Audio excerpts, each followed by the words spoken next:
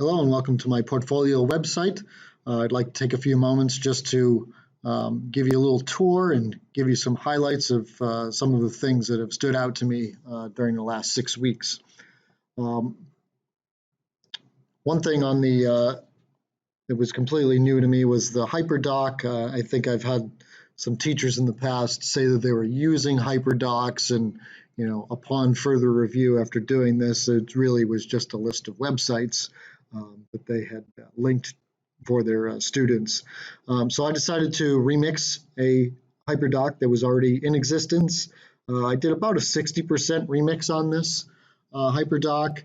This is usually a unit that we're kind of cramming in at the end of the year right before finals. So I think this is going to streamline the unit for us to use. I will be trying to do this probably at the beginning of June this year. And one of the things that I kind of really liked that was in the original that I took, and it's part of the creativity portion of the portfolio as well, is the aspect of student choice.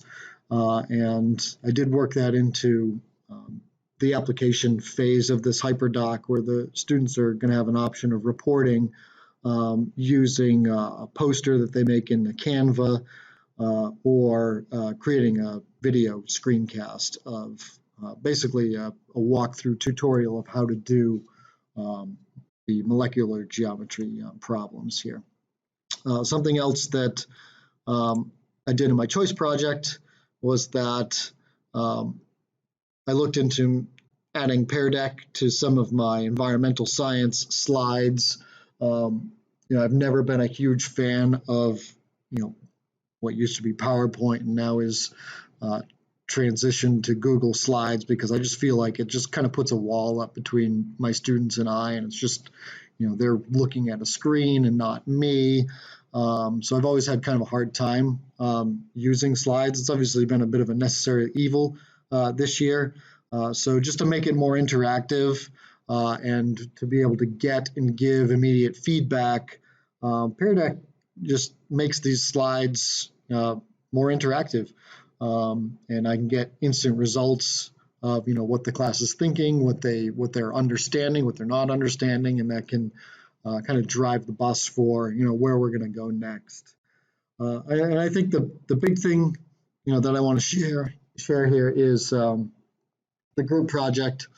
I had a lot of highlights in the group project. One was working with people that are in my discipline, and they kind of motivated me to kind of draw in some of the things that they do in the business world into my project, kind of give another layer to my project.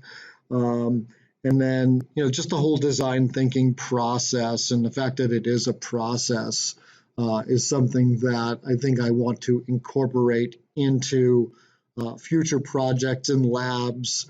I think it just slows kids down and makes them take more of a step-by-step approach to this. And then it also allows me to kind of step in after each of the steps and kind of, give them the green light to, you're doing well, keep moving on, or, maybe this is what you need to fix as we go into the next step. So those are just a couple of the things that I wanted to highlight. And I thank you for coming to the website and checking things out.